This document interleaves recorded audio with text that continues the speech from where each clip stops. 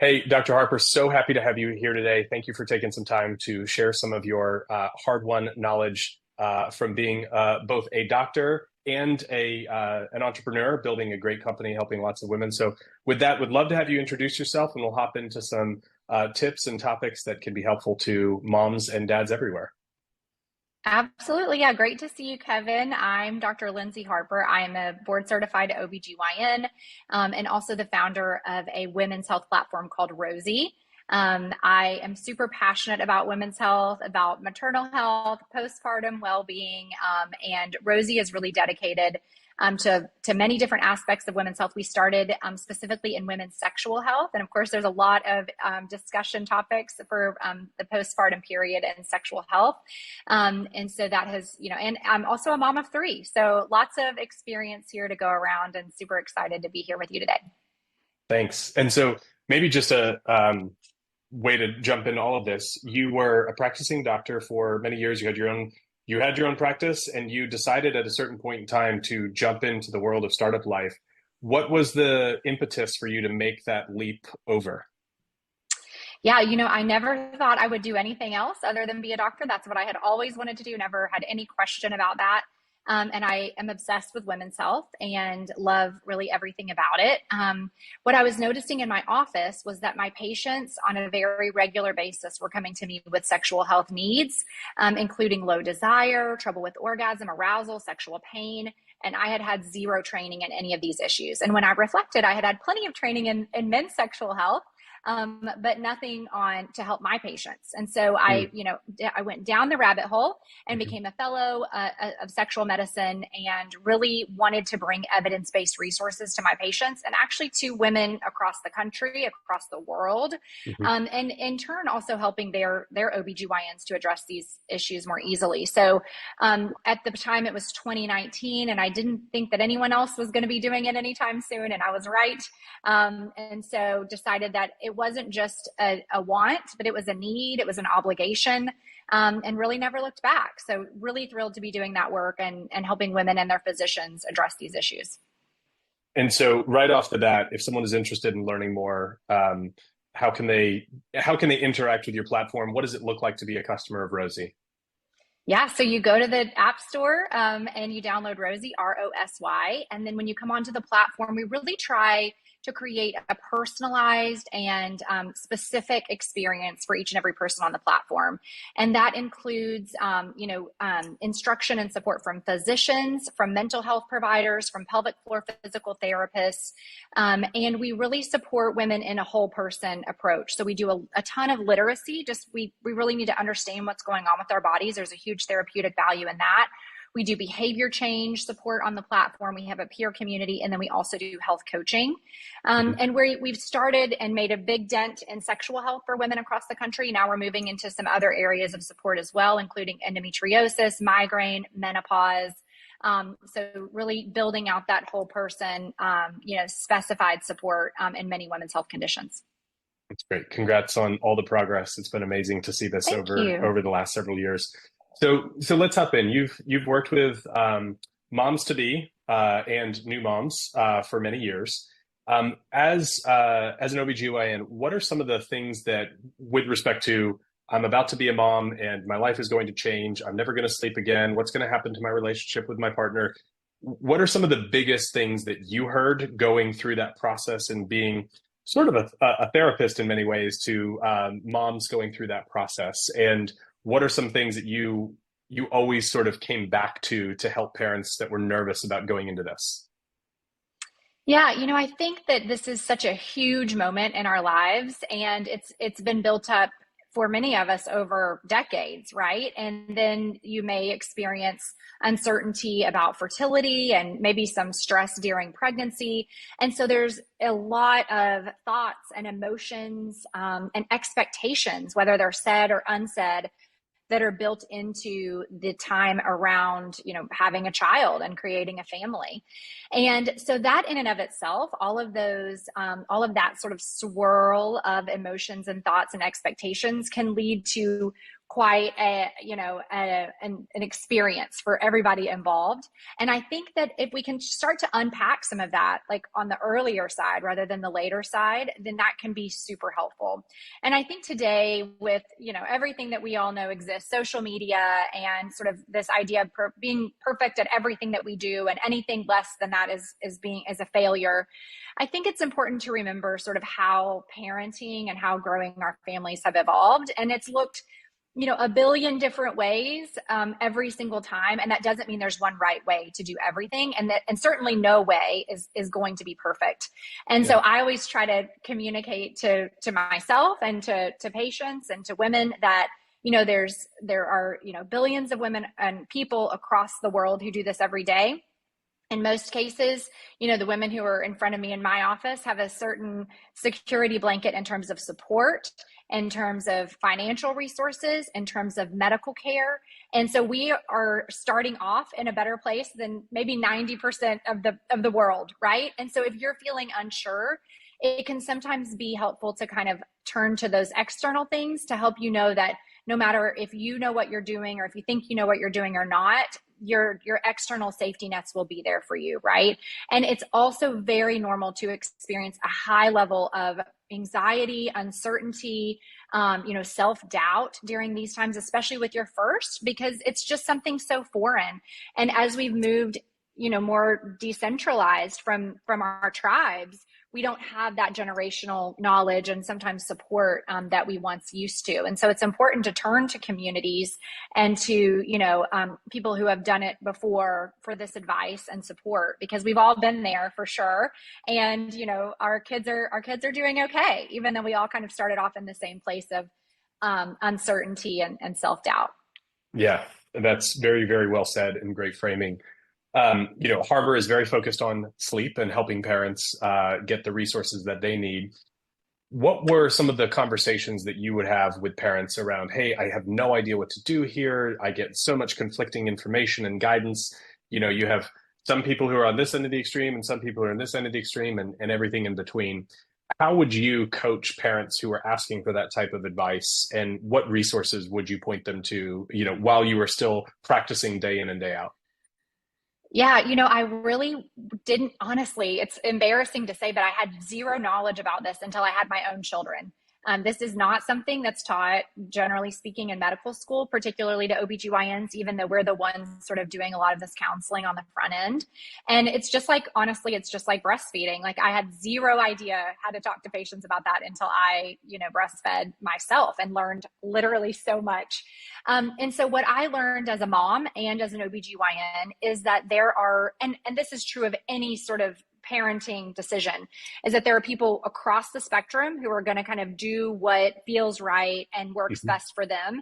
For me, I was a sleep trainer because I am like a complete like type A personality. And I had to go back to work at 6 weeks, back to 80-hour work weeks. Like we weren't messing around at my house. And so, it was, and that's just my personality. That's where I have always landed. And when I was coming up, I didn't have Harper. My youngest is 8.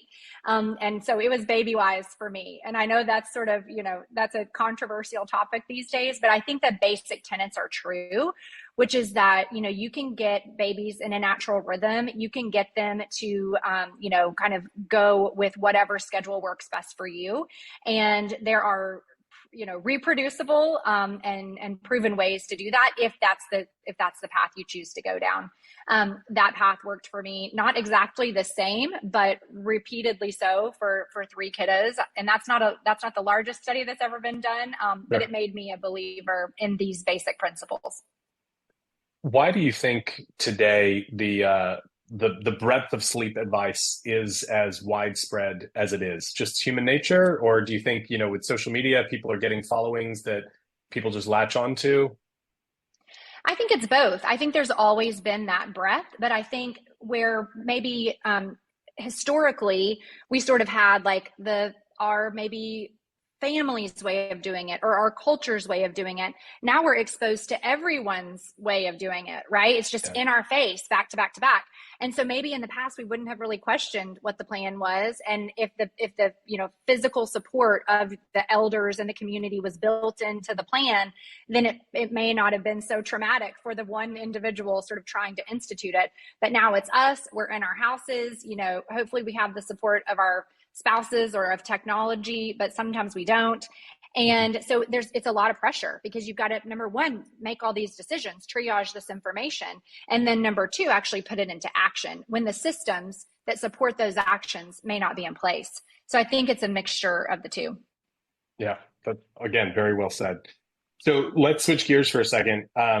As the leader and founder of Rosy, when parents are coming to you, whether it's their first kid or maybe their second or third, some of the questions that they're going to have and some of the issues that they're going to run into are, my life changes dramatically, my relationship with my partner changes dramatically, my feelings about myself change dramatically. That's, I'd say, probably a fairly normal set of questions or experiences that you all are going to run into.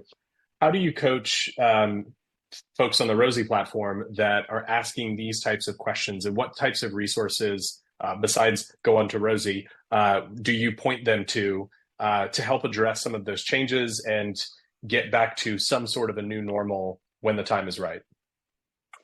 Yeah, my best advice really is, so I'll speak from personal experience on this one. I knew always growing up, maybe two things: that I wanted to be a doctor and that I wanted to be a mom. And there was no question about that in my mind. When I actually, on my second date with my husband, who I know that I told him that I wanted babies and lots of them. And luckily he was on the same page and everything worked out. But so I say all that to set up for the fact that whenever we sort of transition to the role of parents and of mothers, maybe even more specifically, there is a tendency, I think, culturally now to become really wrapped up in that identity, right? So we switch from being partners, being spouses, being professionals, and something happens where we think that our new identity is mom. And that's true. There is an additional identity that is mom.